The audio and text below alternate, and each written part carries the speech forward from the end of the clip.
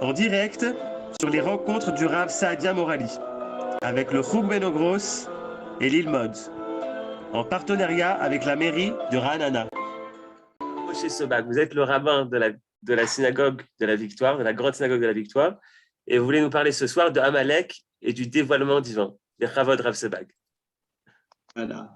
Tout à l'heure, on a entendu dans l'introduction le Rav Morali qui nous a parlé du sujet de Amalek, car Shabbat, avant Purim, nous lisons un passage dans les Deutéronomes, Sefer Dvarim, qui se trouve à la fin des Parashat Kititse, qui nous ordonne, qui donne la mitzvah, Machot imche et zecher Amalek, d'or, et tu effaceras le nom d'Amalek des générations en génération. Il ne faut jamais oublier ce qu'Amalek a fait au peuple d'Israël. Et on sait que l'histoire de la Megillah avec Aman et parle de cet ennemi de Amalek. Car Aman, on sait qu'il s'appelle Haman Ha'agagi. Ha'agagi, car il était descendant de Agag. Qui était Agag? On peut trouver dans les livres de Samuel, que lorsque le prophète Samuel a donné l'ordre au roi d'aller effacer Amalek, alors le roi Shaoul a laissé vivant le roi de Amalek, qui s'appelle Agag. Nos sages nous enseignent qu'à cause de ça, plus tard, on voit que les descendants de ce roi Agag, c'était Haman à Agagi, qui de nouveau, cette haine se réveille et il veut effacer, exterminer le peuple d'Israël. Et c'est intéressant car cet Haftara, comme nous a dit le Rav Morali, nous lisons le Shabbat avant Purim. L'histoire de Amalek commence déjà dans la Torah. Après la sortie d'Égypte, après que les enfants d'Israël ont traversé la mer Rouge, on le voit que Amalek sort pour attaquer les peuples d'Israël. Un peuple qui était fatigué, faible, après quelques centaines d'années d'esclavage en Égypte, sous l'oppression. Et voilà Amalek qui a entendu, comme toutes les nations, le miracle que Dieu a fait avec le peuple d'Israël, ne pas perdre. Il va attaquer le peuple d'Israël. Et là, on le voit que la guerre, comment a été faite? D'abord, nos sages, dans le livre de Shemot, c'est à la fin des Parashat Beshalach, on va voir qu'ils étaient dans un endroit qui s'appelait Rephidim. Le peuple d'Israël était dans un lieu qu'on appelle Rephidim. Et là-bas, Amalek est venu. Et comment la guerre était faite? Moshe demande à Josué d'aller, de rassembler les guerriers et aller faire la guerre contre Amalek. Et on le voit que Moshe montait sur une colonne, sur une montagne, et il y avait Aaron et Hur qui tenaient les mains de Moshe. Et là, le Rav Morali nous a bien dit que lorsque Moshe lève ses mains, alors là, le peuple d'Israël va gagner. Et s'il baisse les mains, c'est Amalek qui va gagner. Eh bien, nous posons la question, évidemment, Vechi Adav Shel Moshe Osot Milchama, est-ce que les mains de Moshe font la guerre? Ça veut dire c'est ça qui va définir qui va gagner, qui va perdre. Le Rav Morali tout à l'heure vous a donné une partie des réponses que nous entendons souvent, évidemment, que lorsque le peuple d'Israël lève les yeux vers le ciel, c'est ça qui fait notre victoire, évidemment. Et aujourd'hui, avec vous, j'aimerais comprendre c'est quoi cette guerre, qui c'est Amalek, et comment on peut comprendre et porter un autre regard plus profond dans la Megillah. Alors, on a bien dit, on a bien expliqué que Moshe Rabbeinu, c'est Moshe Rabbeinu qui ordonne Josué, Yehoshua d'aller faire la guerre. Vous le savez que Moshe Rabbeinu avait un défaut. Il était kvad pe ou kvad lachon. Ça veut dire qu'il avait la difficulté de parler. Nous voyons lorsqu'il était devant les buissons ardents, Dieu lui dit, va chez Pharaon, parle avec lui pour libérer les peuples d'Israël. Et Moshe, il a refusé. Il a refusé, il a dit, moi je n'ai pas la parole, je ne sais pas parler. Il faut donner les missions à ceux qui méritent. Il parlait d'Aaron.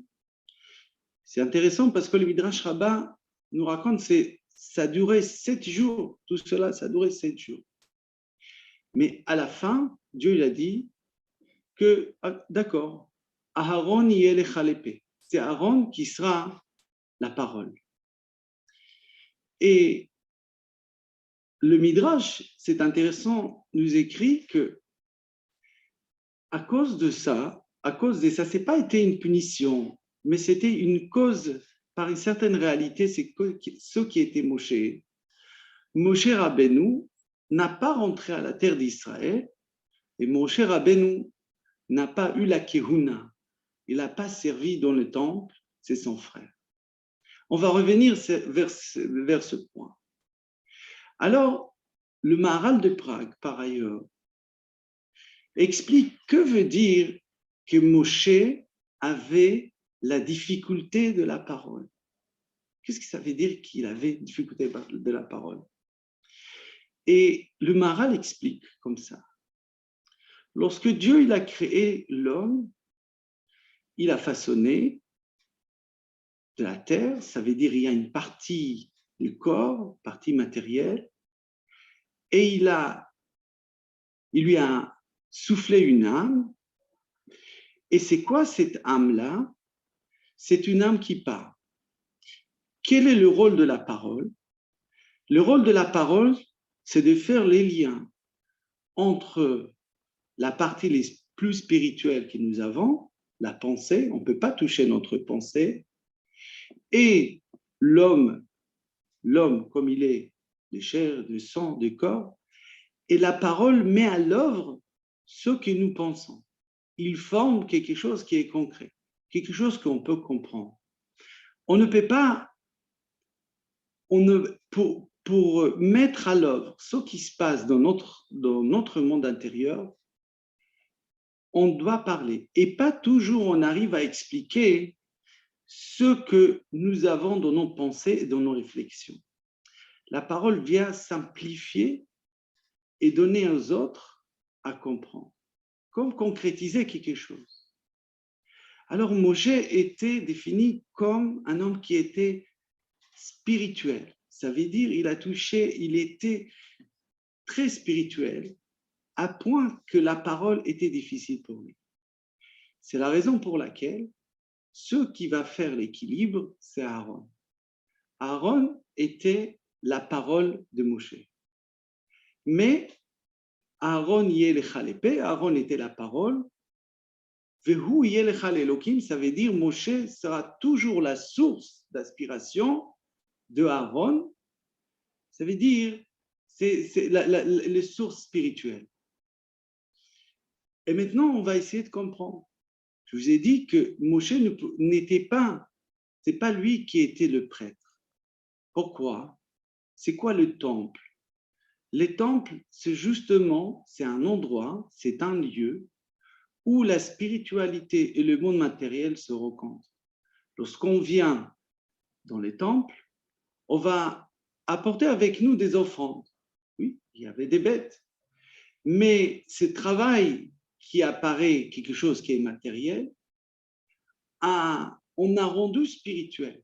C'était les lieux où la spiritualité et le matériel se rencontrent. La même chose, alors on a dit qu'il n'était pas Cohen, mais il n'est pas rentré aussi à la terre d'Israël. C'est quoi la terre d'Israël? On sait qu'à la terre d'Israël, on a quelque chose qui est très particulier.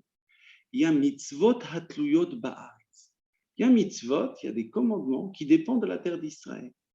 Oui, les machal, par exemple, la shmita, trumot, measot. Ça veut dire que Moshe, par ce qu'il était, sa personnalité, par sa spiritualité, ne pouvait pas être Kohen, ce qui fait le lien dans les temples entre le monde spirituel et matériel. Il n'est pas rentré aussi à la terre d'Israël. Et qu'est-ce que Moshe y fait?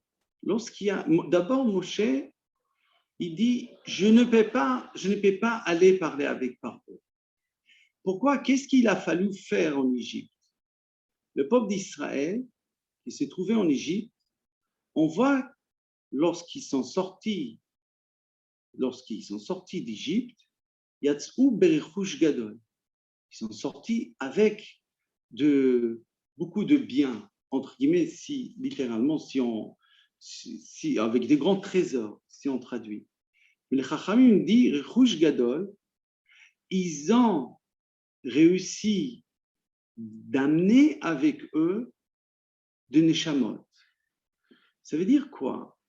Ça veut dire que lorsque le peuple d'Israël, nos sages disent, lorsque le peuple d'Israël sort dans la galoute, la diaspora, ils ont un rôle de faire et élever de neshamot qui se trouvent de partout dans le monde qui est complètement matériel, comme l'Égypte, et la porter avec eux pour le faire sortir, parce qu'ils font une partie des peuples d'Israël. Mais Moshe, il avait la difficulté, il était comme dans la spiritualité. Il n'avait pas cette force de relier le monde matériel avec le monde spirituel. Et ça, c'était le rôle de Aaron.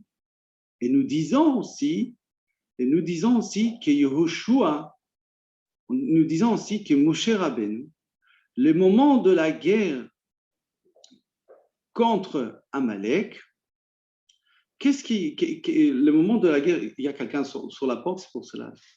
Alors, nous disons aussi que le moment de la guerre contre Amalek, qu'est-ce que Moshe il fait? Il dit à Yehoshua, c'est Yehoshua qui va faire la guerre.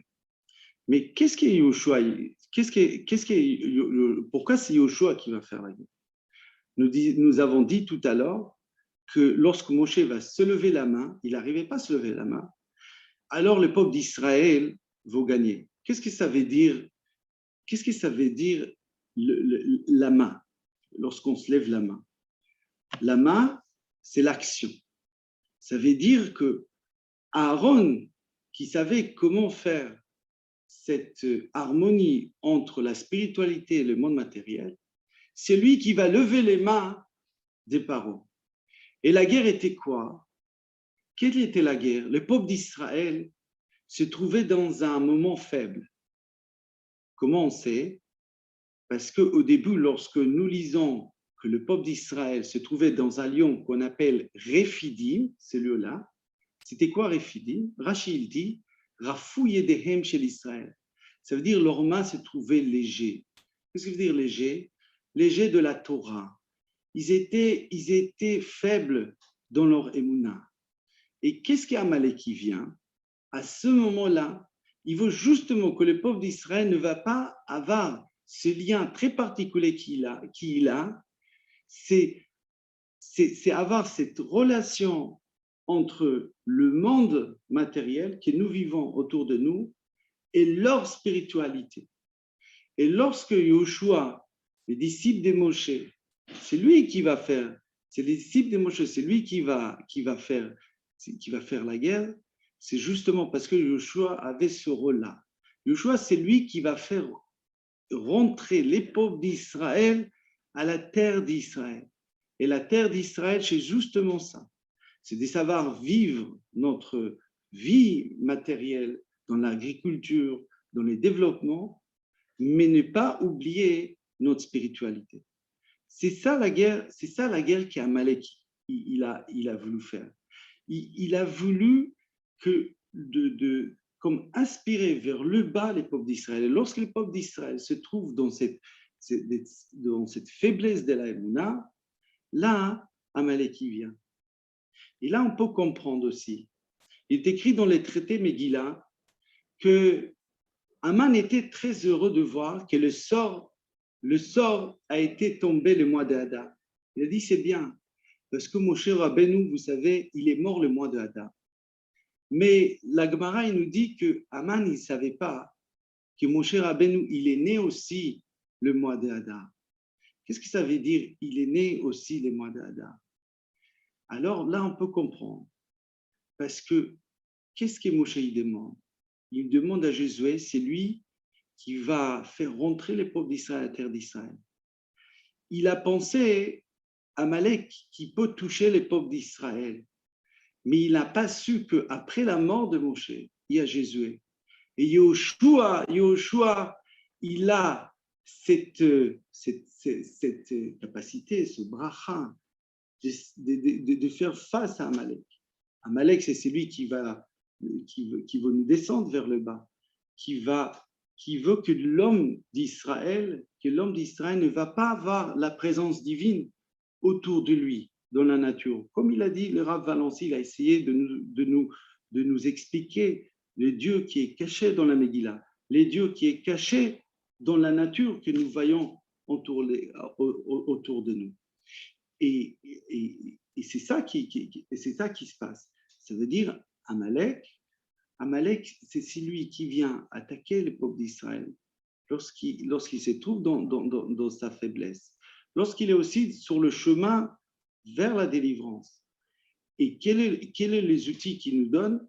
Et dans la Torah, Moshe Rabbeinu, et après Yoshua, c'est justement qu'on sache que tout ce qui se passe entre nous, évidemment, il y a Dieu, mais nous, en tant qu'Hébreux, en tant que Juifs, on est là pour vivre notre monde matériel en pleine spiritualité. C'est peut-être la raison pour laquelle il n'y a pas les noms de Dieu aussi dans la Megillah, parce qu'il est là. C'est Amalek, c'est lui, on dit qu'Amalek, on appelle le fils des Karao, ça veut dire les fils de hasard. Il n'y a pas le hasard, ça n'existait pas le hasard. Le hasard, ça veut dire que c'est la nature qui fait son loi. Non, il y a Dieu, il y a Dieu derrière. Et comme il y avait un professeur, je pense, qui parlait, il nous a expliqué que Purim, le fête des Purim sera éternellement célébré. Pourquoi sera éternellement célébré? Parce que nous servons Dieu, nous reconnaissons la présence des dieux, pas à travers des miracles, à travers du quotidien, à travers la vie de tous les jours. Amalek, ils essayent de nous dire non, c'est la nature qui est forte, c'est l'homme qui est fort. Alors c'est juste le contraire. Et peut-être je vais rajouter encore une chose. Il est très intéressant de voir que lorsque on parle à la fin de la Megillah, de ce miracle, et le mitzvah de continuer à lire cette histoire, il est écrit Bechol Medina ou Bedina ou Bechol Ir Va'ir, Makom Asher Devar Melech Vedato Magia, Simcha Vesason Laedim, dans chaque endroit, dans chaque province, où la parole du roi est arrivée, il y a une réjouissance, une joie à tous les Juifs. Mishte Veyom Tov, il y avait Mishte, des festins, c'est devenu un jour de fête. Et qu'est-ce qu'il est écrit? Verabim Me'amei Haaretz Mityadi. Et de nombreuses personnes font leur conversion. Mais ce n'est pas important. Ce n'est pas important de parler ici qu'il y a des personnes qui se rejoignent les peuples d'Israël. Et même c'est écrit alors le juif, ils ont reçu ceux, ils ont des mauvais kiblou, ils ont reçu tout ce qui s'est passé comme dans ce miracle, Al-Zar'am, pour toute leur descendance, et tous ceux qui rejoignent aussi les peuples d'Israël. C'est très intéressant qu'on parle de ceux qui vont rejoindre les peuples d'Israël, ceux qui vont faire leur conversion. Mais si on regarde bien, qu'est-ce qui se passe après la guerre contre Amalek, lorsque les peuples d'Israël ont gagné Amalek, avec Josué, avec Moshe qui se lève la main? Qu'est-ce qui se passe? Il y a Yitro. Vayavo Yitro, Kohen Midian, Koten Moshe. Il y a Yitro qui rejoint les peuples d'Israël. Il y a justement Yitro qui rejoint les peuples d'Israël. Et pourquoi tout cela? C'est intéressant parce que dans le livre de Devarim, dans le Deutéronome, il est écrit comme ça. Il est écrit Ve'ohev ger latetlo lechem vesimla. Aimer l'étranger pour lui donner lechem, du pain, et simla, et un habit. Qu'est-ce que ça veut dire le pain et l'habit? Rappelez-vous bien, même Yaakov Avinu, lorsqu'il est sorti en diaspora, il dit à Dieu, Venatani lechem le'echol ou beged libosh, que Dieu me donnera du pain pour manger et les habits, un habit pour me vêtir. Qu'est-ce que ça veut dire? Alors le Chachamim me dit, lechem, qu'est-ce que ça veut dire lechem? Lechem, ça veut dire, c'est le sens plus tard qu'il y aura lechem apanim. C'est-à-dire, il y avait du pain qui était dans le temple, qu'on a posé, c'était une partie du travail dans les temples. Mais lechem aussi, c'est une partie matérielle, ce qui vient de la terre, non? Lechem, il pousse de la terre. C'est cette matérialité qu'on rend spirituelle. Et simla, c'est quoi? Simla, c'est un habit. C'est ce qui enveloppe les corps. Ça enveloppe les corps. Les Kohen, il avait une simla, ça veut dire un habit pour servir dans les temples. Et dans les temples, il y avait le lechem, ça veut dire le pain. Et c'est justement à travers les vêtements, à travers les corps, qu'on a une âme à l'intérieur, à travers le lechem, qui est complètement matériel, nous dévoilons la présence divine. Nous dévoilons notre spiritualité. Pas en jeûnant, en priant toute la journée, en s'isolant de la réalité. Non, en mangeant du pain, en s'habillant.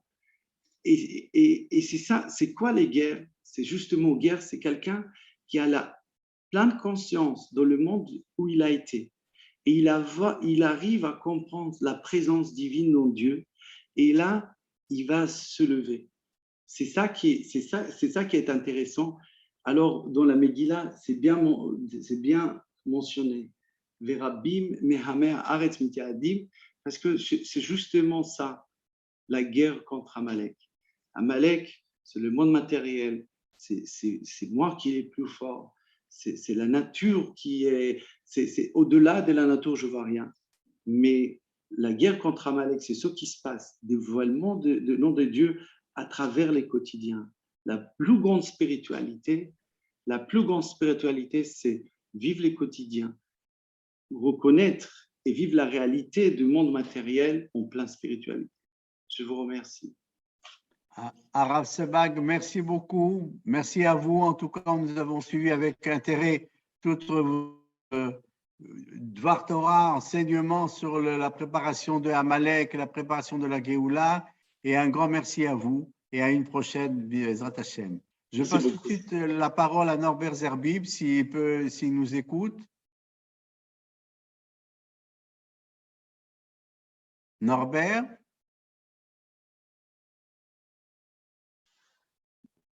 Zerbib.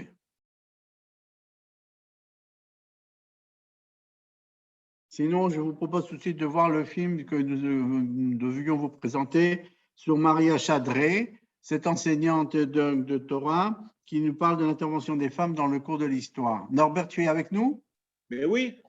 Avec joie, on t'écoute. Voilà, ça tombe bien parce que j'ai cherché des piyutim dans notre liturgie à nous. J'en ai pas trouvé beaucoup, j'en ai trouvé qu'un et ça tombe très bien parce que c'est vraiment le début de ce piout, il est en rapport avec ce que vient de dire le Rav Sebag au sujet d'Amalek, parce qu'il commence par Amalek. En fait, c'est un piout qui résume un petit peu l'histoire du peuple juif qui part à Babel, qui est Angola, qui se bat contre Amalek et qui, à la fin, est sauvé par l'Éternel. Et vous verrez le dernier verset, le dernier refrain, nous rappelle que c'est une belle fête et qu'elle est pleine de joie et pleine d'alcool, en fait. Vous verrez. C'est Purim, Purim. Purim, Purim, Purim lanu. Purim, Purim, Purim lanu. Purim, Purim, Purim lanu. Baruch Asher Bahar Banu. Yitromam Shem Elohenu. Anochem et nikmatenu. Me'amalek rosh tzarenu. Ki birfidim nilham banu. Purim, Purim, Purim lanu. Purim, Purim, Purim lanu. Purim, Purim, Purim lanu. Baruch Asher Bahar Banu. וגם זאת בהיותנו גולים בארץ אויבינו, לא עזבנו אלוהינו, להפר בריתו איתנו. פורים, פורים, פורים לנו, פורים, פורים, פורים לנו, פורים, פורים, פורים לנו. ברוך אשר בחר בנו. שתראית לראש אל מלך גדול וקדוש בימי המלך אחשוורוש, ואדוני הוא משגב לנו. שלח רצים דחופים אל 720 להשמיד כל היהודים, ולאדוני שהיה לנו. פורים, פורים, פורים לנו, פורים, פורים, פורים לנו, פורים, פורים, פורים לנו. ברוך אשר בחר בנו ויוציאנו לרווחה ומירון ואנחה, ליהודים הייתה אורה ושמחה, גור יקר זרח לנו.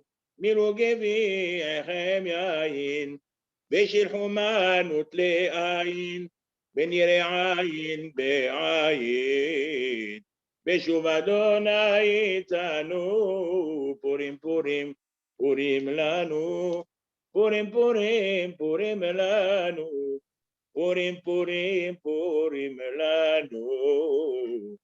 ברוך אשר בחר בנו. Merci voilà, beaucoup. C'est tout ce que j'ai trouvé comme piout qui en fait nous met dans l'ambiance de Purim, et en espérant que nous passerons tous un bon Purim, Amen. bien saméach avec tout ce qui se passe, et bien arrosé, puisque le dernier passouk nous demande de le faire. Norbert, merci beaucoup de nous avoir mis dans l'ambiance. Il nous manque les petits gâteaux. Ah ben ça, je vous l'envoie en mail. Avec plaisir. שנכנס אדר מרבים מרבים מרבים בשמחה, מי שנכנס אדר מרבים בשמחה, מי שנכנס אדר